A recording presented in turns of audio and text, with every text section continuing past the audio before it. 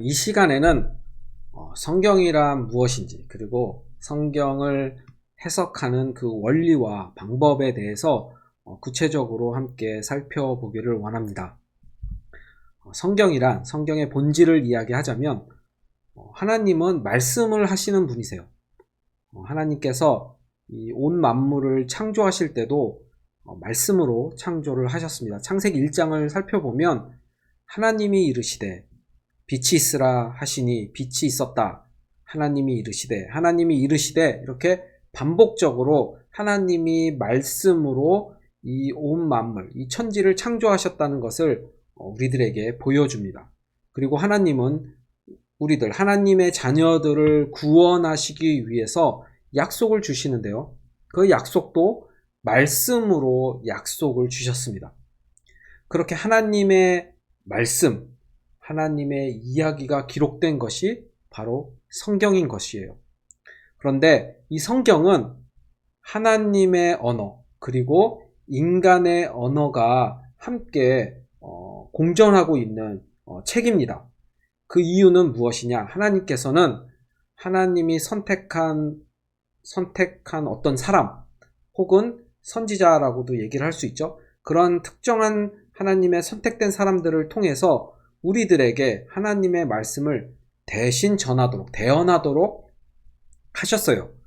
왜 그러면 하나님은 인간의 언어로, 인간을 선택하셔서 인간의 언어로 이 말씀을 하시고 성경을 쓰도록 하셨을까?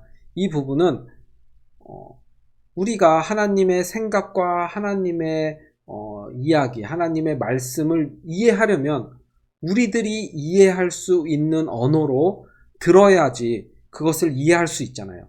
그렇기 때문에 하나님은 인간을 선택하셔서 인간의 언어로 우리가 알아들을 수 있도록 대언하도록 하셨다는 것입니다.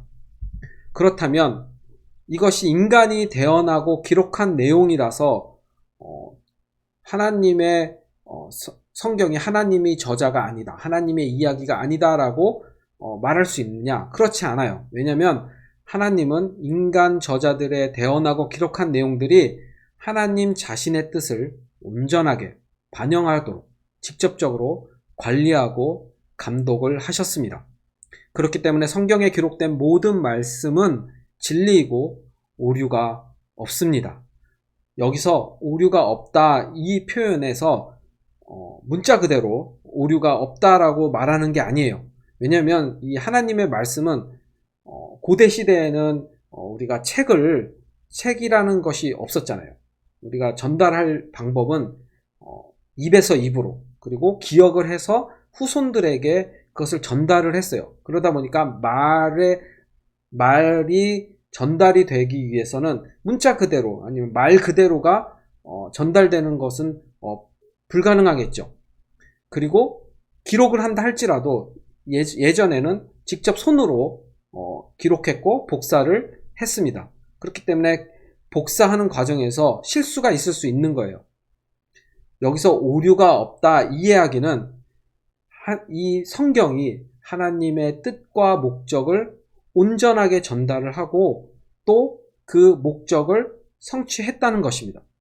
그렇기 때문에 우리는 이 성경을 읽을 때 믿음에 관하여 또 우리의 구원과 우리의 신앙에 있어서 전적으로 신뢰를 할 수가 있습니다.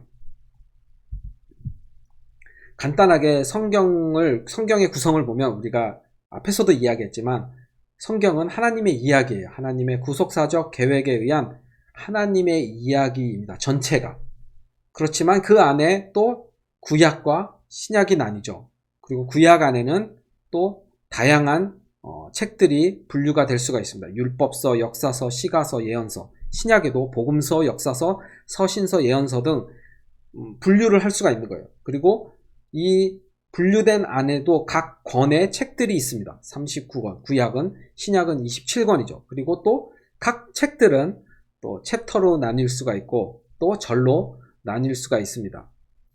그렇기 때문에 우리가 어떠한 책을 읽을 때, 그러니까 하나님의 말씀을 읽을 때 이 말씀이 어느 시대에 속하는지, 그리고 어느 율법서에 속하는지 역사서에 속하는지 이것을 아는 것도 중요하지만 이 성경은 하나님의 구속사적 계획 안에 있는 하나님의 그의 하나님의 이야기다. 큰 이야기다라고 이해하면서 그 안에서 읽는 것이 매우 중요합니다. 지금부터 성경 해석의 원리와 방법에 대해서 하나씩 살펴볼 건데요. 조금은 내용이 어려울 수 있습니다. 그렇지만 이 방법대로 해석을 할 때 우리가 온전하게 그리고 실수하지 않고 하나님의 말씀을 이해하고 해석할 수가 있어요. 그런데 이것은 지금 당장 제가 이야기해주는 그리고 함께 배우는 이 과정 가운데 완전하게 습득할 수 있는 것이 아닙니다. 그렇기 때문에 이 시간에는 여러분께서 컨셉을 이해하시면 돼요. 와, 이게 왜 성경을 해석하는데 중요한가? 이 부분을 이해하면 그 다음부터는 우리가 계속 만나서 실질적으로 성경을 해석해보고 적용해보고 그 방법대로 그 원리대로 그런 연습 과정을 통해서 이것이 익숙해지고 그리고 나중에 우리가 쉽게 조금 더 쉽게 그리고 올바르게 성경을 해석할 수 있게 될 것입니다. 그러니까 오늘 이 시간은 컨셉만 이해하면 될 것 같아요. 먼저 우리가 성경을 이해하기 위해서는 우리가 어떤 한 본문을 읽었다 했을 때 그 본문을 이해하기 위해서는 첫 번째 문학적, 역사적 맥락을 이해해야 합니다. 그 이야기는 뭐냐면 이 글이 그 당시 어떻게 쓰여졌는지, 어떤 상황이었는지, 어떤 문학적 기반으로 이것이 쓰여졌는지, 그때 당시에 하나님의 말씀을 들었던 회중들은 어떻게 이것을 받아들이고 어떻게 이해했는지를 미리 알아보는 거예요. 그래야지 우리가 하나님의 말씀을 해석할 때 오해를 하지 않습니다. 한번 예를 들어볼게요. 우리가 흔히 잘 아는 운명교향곡이 있습니다. 운명교향곡. 그냥 운명교향곡이 흘러나오면 우리가 듣죠. 그러면 너무 좋다. 이렇게 할 수도 있지만 우리가 좀 더 그 곡에 대해서 이해를 하려면 그 배경을 살펴보면 조금 더 우리가 곡을 쉽게 이해할 수가 있게 됩니다. 운명교향곡은 베토벤이 작곡한 곡이에요. 그리고 베토벤은 독일 사람입니다. 그리고 운명교향곡은 정식 곡의 명칭이 아니에요. 정식 명칭은 교향곡 제5번 C단조 작품 67번입니다. 그리고 이 운명교향곡은 4악장으로 구성이 됐고 소나타 형식이고 고전주의와 낭만주의 전환기 때 작곡이 된 거예요. 그리고 이 당시 독일은 나폴레옹에 의해서 점령된 상태로 있는 그러한 시대적 배경을 가지고 있습니다. 이 정도만 알고 운명교향곡을 들어도 그냥 아무것도 모르는 상황에서 듣는 거랑은 또 다를 거예요. 하지만 좀 더 만약에 우리가 운명교향곡에 대해서 자세하게 알고 싶다. 그렇다면 소나타 형식이 무엇인지 그리고 고전주의와 낭만주의가 무엇인지를 안다면 더 그 운명교향곡에 대한 해석이 올바르고 더 잘 이해하면서 그 곡을 듣게 되겠죠. 미술작품도 마찬가지입니다. 지금 보시는 화면에 나오는 그 그림은 탕자의 귀환이라는 그림이에요. 렘브란트 네덜란드 사람이 그렸습니다. 굉장히 큰 그림입니다. 202m, 세로가 2.6m, 그리고 가로가 2m 정도 되니까 사람 키보다도 훨씬 큰 그림인 거예요. 그리고 유화로 그려져 있습니다.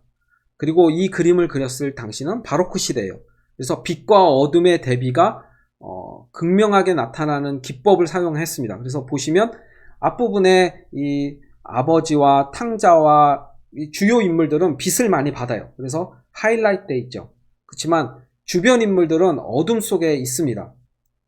이렇게 빛과 어둠을 대비하는 이러한 효과를 사용해서 그림을 그렸던 바로크 시대예요. 바로크 시대의 작품이죠. 그리고 이 작품은 화가의 마지막 말년에 그려진 작품입니다. 이 정도만 알고 이 그림을 봐도 우리가 이해를 할 수가 있어요. 그런데 조금 더 바로크 시대가 어떤 시대였지? 알아본다면 바로크 시대는 르네상스 바로 그 다음 시대예요. 그래서 좀 더 인간 중심적인 그리고 신을 부정하는 시대였습니다. 그럼에도 불구하고 렘브란트는 이렇게 탕자의 귀환, 그러니까 하나님의 말씀에 근거한 그림을 그렸어요. 너무 의아스럽죠. 바로크 시대는 신을 부정하는 그림을 많이 그렸던 시대인데 그 이유가 있습니다. 왜냐하면 렘브란트는 처음에 렘브란트 본인도 젊은 시절에는 굉장히 방황을 했던 사람입니다. 그러다가 말년에 깨닫고 그리고 회개하고 그리고 본인의 그러한 심정을 그림으로 담았어요. 그러다 보니까 그의 말년의 그림 가운데 이렇게 성경을 모티브로 한 탕자의 귀환이라는 그림을 그리게 된 것입니다. 이런 식으로 우리가 어떠한 것을 해석할 때는 그 뒤에 있는 배경 그리고 역사적, 문화적 그것을 이해한다면 우리가 더 쉽게 이해를 할 수가 있는 거예요. 성경도 마찬가지입니다. 우리가 그 뒤에 배경들을 이해하고 그 글을 본다면 쉽게 이해할 수 있는 거예요. 예를 한번 들어봅시다. 성경 예로 우리가 가장 성경 가운데 어려워하는, 이해하기 어렵고 또 읽기 어려워하는 부분이 아마 선지서들일 거예요. 여기 보시면 대선지자들, 이사야, 예레미야, 예스겔, 다니엘, 이 사람들은 우리가 많이 흔히 들어서 잘 알 수도 있는데 소선지자들, 나훔이라든지 하박국이라든지 요엘, 오바댜, 우리가 잘 생소하잖아요. 잘 모르잖아요. 그렇기 때문에 이 사람들이 쓴 글이, 이 사람들이 저자로 하나님의 말씀을 대언한 그 글들이 무슨 내용인지 우리는 잘 알 수가 없고 이해하기도 어려운 것입니다. 그렇지만 우리가 대략적으로 지금 오늘은 컨셉만 이해하시면 됩니다. 대략적으로 예를 들어서 아모스라는 이스라엘 선지자, 이 사람은 그 당시 북이스라엘과 남유다로 나뉘었을 당시에 북이스라엘에서 활동하던 선지자였고, 이 사람이 선지자로 활동할 당시에 북이스라엘은 계속해서 아수르의 침략을 받고 있던, 어려움을 당하고 있던 시대였구나를 알고 그 글을 읽게 되면 아무런 배경 지식이 없는 상태에서 읽었을 때와는 전혀 다르게 읽혀지고 전혀 다르게 해석이 될 수 있다는 것입니다. 그렇기 때문에 우리가 성경을 읽을 때 그 성경의 문학적, 역사적 맥락을 이해한 후에 읽는 것은 매우 중요해요. 그렇지만 우리가 이것을 성경을 읽을 때 매번 이렇게 찾는 것도 어렵고 이 정확한 역사적 이런 자료를 구하는 것도 어렵습니다. 그렇기 때문에 이 부분은 제가 도와주고 또한 이러한 자료들을 쉽게 찾을 수 있는 것도 알려줄 거예요. 우리가 계속해서 만나면서 연습을 해가는 과정 가운데 이러한 것들은 제가 제공도 해주고 또한 어떻게 찾는지도 알려드리겠습니다. 그렇지만 우리가 이것을 해석하는 데 있어서 문화적, 역사적 맥락을 이해하는 것이 중요하다는 그 개념을 이해를 하고 넘어갔으면 좋겠어요. 그리고 나중에 우리가 선지서를 공부할 때 다시 한번 이 부분에 대해서는 자세하게 설명을 해드리겠습니다. 두 번째, 성경 해석의 원리와 방법에는 장르적 특성을 우리가 이해를 해야 돼요. 이것이 시편 같은 경우는 시로 되어 있잖아요. 그리고 이거 어떠한 경우에는 역사서 같은 경우는 그냥 이야기입니다. 서술, 산문으로 되어 있죠. 그리고 어떤 글들은 예언서일 수 있고요. 또 어떤 비유도 있고 편지글도 있고 또한 정말 마지막 때를 예언하면서 쓴 그러한 글들도 있습니다. 이러한 장르적 특성을 이해하고 우리가 성경을 해석을 해야 돼요. 왜냐하면 시라든지 아니면 예언서를 우리가 문자 그대로 해석하면 그곳에 분명한 오류가 생깁니다. 왜냐하면 시는 함축적인 의미를 담고 있고 예언서는 상징적인 의미들이 굉장히 많이 들어가 있는데 그것을 문자 그대로 해석을 하면 잘못 우리가 이해를 하고 해석을 할 수가 있는 거예요. 예를 들어서 우리가 너무나도 잘 알고 있는 구절입니다. 요한계시록 7장 4절. 내가 인침을 받은 자의 수를 들으니 이스라엘 자손의 각 지파 중에서 인침을 받은 자들이 14만 4천이니 우리가 흔히 잘 아는 그 신천지 이단 같은 경우에 이 글을 문자 그대로 해석을 합니다. 그래서 하나님한테 구원을 받는 사람은 14만 4천 명이다. 이 안에 들어가야지 하나님께 구원을 받는다. 이렇게 이야기를 하고 주장을 합니다. 잘못된 거죠. 왜냐하면 요한계시록은 장르 특성상 마지막 때, 묵시 문학입니다. 마지막 때를 예언한. 그리고 또 이것은 편지글이에요. 편지. 사도 요한이 7교회를 향해 편지를 쓰는 형식으로 되어 있습니다. 요한계시록은. 또한 예언서예요. 예언의 글들이 담겨져 있어요. 그래서 이 요한계시록을 읽을 때는 어느 부분은 문자 그대로 해석할 수 있습니다. 왜냐하면 편지글 혹은 산문 형식이기 때문에. 그렇지만 어떤 부분은 문자 그대로 해서는 안 되는 거예요. 왜냐하면 상징적인 내용이 들어가 있으니까. 지금 우리가 방금 읽은 이 본문은 상징적인 내용들이에요. 왜냐하면 사도 요한이 환상을 보면서 하늘에서 드려지는 예배, 그리고 하나님께서 구원하신 이들에게 영광을 받는 모습을 보여주는 장면이거든요. 그렇기 때문에 14만 4천이라는 이 숫자는 말 그대로 문자 그대로 해석을 하면 안 됩니다. 그럼 이 14만 4천은 뭐냐? 상징적인 의미라고 했잖아요. 그걸로 해석을 해야 되잖아요. 그러면 14만 4천은 지금 보시는 것처럼 12를 2번 곱한 12승, 그 다음에 10을 3번 곱한 1000을 합해서 14만 4천이 나왔습니다. 그러니까 12 아니면 12를 2번 곱한 24 아니면 12승 12의 제곱을 해서 144 이 숫자들은요 상징하는 바가 있어요. 하나님의 선택된 백성의 수, 충만한 수, 충만한 하나님의 임재도 나타나고요. 그리고 충만한 질서를 상징을 합니다. 그리고 1000이라는 숫자는 형용할 수 없는 큰 수를 나타낼 때 상징적으로 쓰여요. 그리고 완전한 수, 완성수입니다. 그러니까 14만 4천을 해석할 때는 하나님이 선택한 백성이 완전해졌을 때, 아주 큰 수죠. 완성수가 됐을 때 그 사람들을 상징하는 거예요. 그러니까 그 하나님께 구원받은 사람들은 너무나 많을 거라는 거죠. 클 거라는 거죠. 하나님의 기준에서 완성되었다, 완료되었다 생각되는 그 숫자까지가 인침을 받는 수라는 거예요. 그러니까 이것을 14만 4천 안에 못 들어가면 구원을 못 받아 이 얘기가 아니라 하나님의 기준에서 완전한 수가 구원을 받을 거라는 굉장히 희망적이고 감사한 구절입니다. 그렇기 때문에 우리가 성경을 해석할 때 이 우리가 읽는 이 구절이 어느 장르에 속하느냐 이것을 이해하는 것도 굉장히 중요합니다. 세 번째, 문법, 구문, 단어를 주의해서 해석을 해야 돼요. 첫째 영상에서도 말했지만 우리가 성경을 해석할 때는 한 곳만 뽑아서 한 단어 아니면 한 문장만 뽑아서 해석을 해서는 절대 안 됩니다.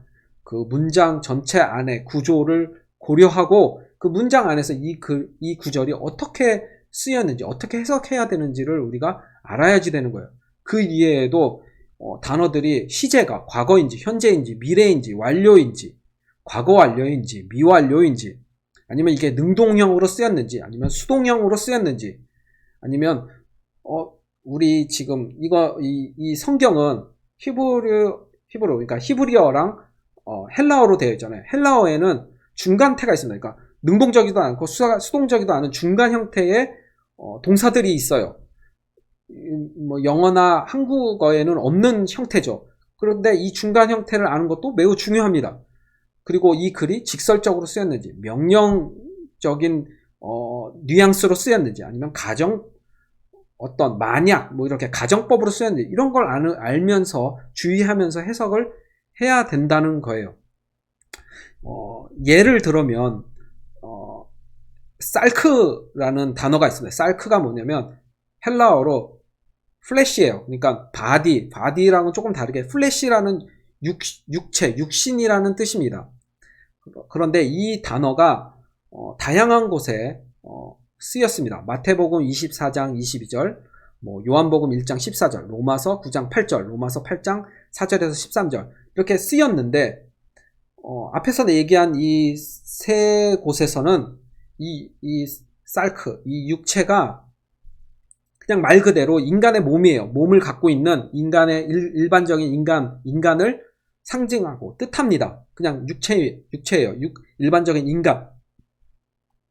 그런데 로마서 8장 4절에서 13절에는 이 살크가 일반적인 인간을 뜻하지 않아요. 동일하게 같은 단어로 쓰였는데 그렇게 쓰이질 않고 죄의 본성을 갖고 있는 인간을 뜻하는 단어로 쓰였습니다. 그래서 육신을 따르지 않고 육신대로 살면 너희가 저주받고 너희가 지옥에 갈 것이다.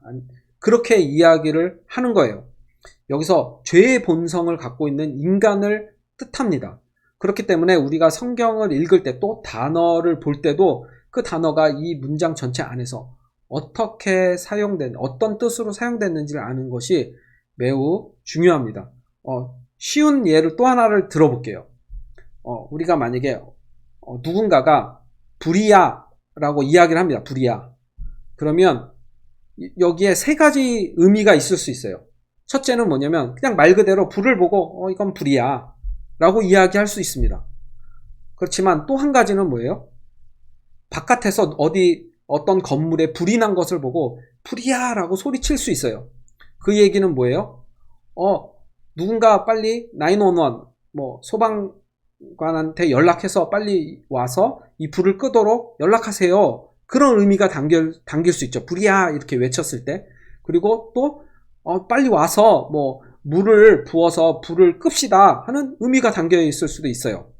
그리고 세 번째, 불이야, 만약에 불이 난 건물 안에 갇혀서 누군가가 그것을 발견하고 불이야 라고 외치면 그 불이야라는 단어의 뜻은 무엇이 있을까요?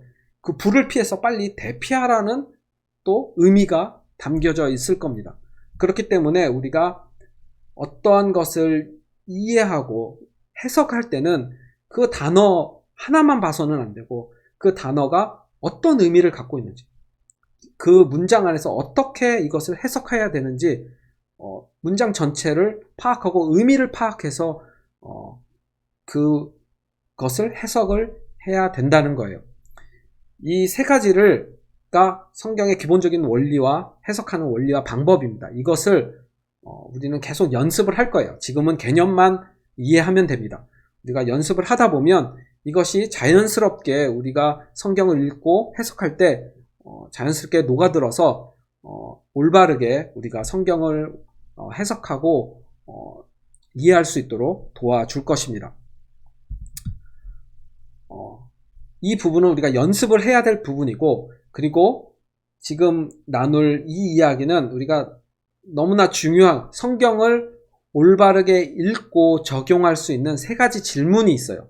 이 세 가지 질문을 토대로 성경을 읽는다면 우리가 실수하지 않고 올바르게 성경을 읽을 수 있습니다. 첫 번째는 원문 안에서 읽은 말씀이 무엇을 의미하는가? 그죠? 이 말씀의 배경, 이 말씀을 들었을 그 당시에 이 말씀을 들었던 그 청중이나 이 말씀을 읽었을 독자들은 이 말씀을 받았을 때 어떻게 이해했을까를 아는 게 중요하죠. 그 당시 그 문화 안에서, 그 시대 상황 안에서 그들의 이해, 그들이 받아들였을 이해가 무엇인지를 아는 것이니까요.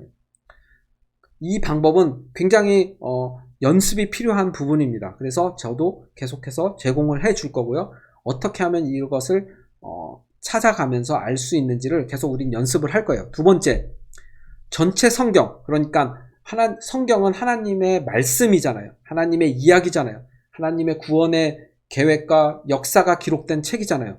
이 안에서 우리가 읽은 이 본문이 어떤 의미를 가지고 있는가? 그것을 찾는 거예요. 쉽게 말하면 연결성을 찾는 거죠. 예를 들어 구원의 언약들, 하나님께서 아브라함과 또한 모세 그리고 다윗과 언약을 맺을 때 이 언약은 신약에서 예수 그리스도를 통해서 성취가 되었습니다. 하나님의 큰 그림 안에서 이 각각 구원의 역사를 우리는 읽었을 때, 각각의 언약들, 약속들을 읽었을 때, 이 약속들이 하나하나는 따로따로지만 하나님의 그 큰 그림 안에서, 하나님의 한 이야기 안에서는 연결을 다 지을 수가 있는 거예요. 그리고 그 안에서 각각의 의미들이 갖고 있고 또한 연결성을 가지고 있는 통합된 의미도 가지고 있는 것입니다. 그렇기 때문에 전체 성경 안에서 우리가 읽는 이 말씀이 어떠한 의미를 갖는가를 생각하면서 질문하면서 읽는 것이 매우 중요합니다. 그다음에 세 번째, 우리가 읽은 이 말씀이 나 그리고 우리 교회, 오늘날을 살아가는 우리에게는 또 어떠한 의미이고 어떻게 적용을 해야 하는지를 질문하면서 읽어야 돼요. 왜냐하면 그 당시 이 말씀이 처음 전해졌을 당시에 그 청중과 독자들이 이해했을 그 이해와 우리가 지금 오늘날에 우리가 이것을 이해하는 것이 다를 수 있습니다. 왜냐하면 시대가 다르기 때문에. 그리고 이들은 그 당시에 그들에게 전해졌던 그 이야기만 알지만 우리는 그 뒤의 이야기까지도 다 알고 있거든요. 하나님께서 어떻게 하셨는지까지도 다 알고 있거든요. 이미 만약에 구약을 읽고 있다면 우리는 신약도 알고 있거든요. 그렇기 때문에 우리가 지금 현재 읽고 있는 말씀이 오늘날 우리에게는 어떠한 의미와 어떻게 적용을 해야 하는지를 질문하면서 생각하면서 읽어야 합니다. 조금 이야기가 길어졌는데 우리가 제일 중요한 부분은 이 세 가지를 질문하면서 성경을 읽는 습관을 들이는 거예요. 자, 그러면 다음 우리가 만나는 시간 때 우리가 해야 할 것입니다. 우리가 함께 나눌 내용이에요. 첫 번째는 성경을 읽고 이해하는데 실제적인 어려움이 무엇인지 한번 다 같이 생각을 해 보았으면 좋겠어요. 그래서 내가 성경을 읽을 때 그리고 성경을 이해할 때 이 부분이 조금 도움을 받았으면 좋겠다. 그리고 왜 이 부분은 어렵지? 이런 것을 각자 생각해보고 나눴으면 좋겠습니다. 그 다음에 하나님의 계획, 하나님의 전체적인 이 성경 하나의 스토리 안에서 말씀을 이해하는 것이 왜 중요한지 또 생각해 보았으면 좋겠습니다. 그리고 세 번째, 우리가 방금 나눴던 세 가지 질문을 바탕으로 요한복음 3장 1절에서 17절까지 차분하게 읽어보고 그 세 가지 질문을 바탕으로 생각을 한 뒤에 우리가 와서 함께 이 말씀을 어떻게 이해하고 해석해야 되는지 함께 나눴으면 좋겠어요. 그래서 저자가 그 당시 청중 독자에게 본 구절을 말한 목적과 의미가 무엇입니까? 이것을 생각하면서 요한복음 3장 1절에서 17절을 읽어보시고요. 그리고 이 구절이 전체 성경 안에서는 어떤 의미를 갖는지, 또 이 말씀이 우리 교회에는 어떤 의미이며 어떻게 적용해야 하는지를 생각해보고 묵상해보고 우리가 다음 토론 시간에 만나서 함께 이것에 대해서 나누고 살펴보았으면 좋겠습니다. 이상입니다.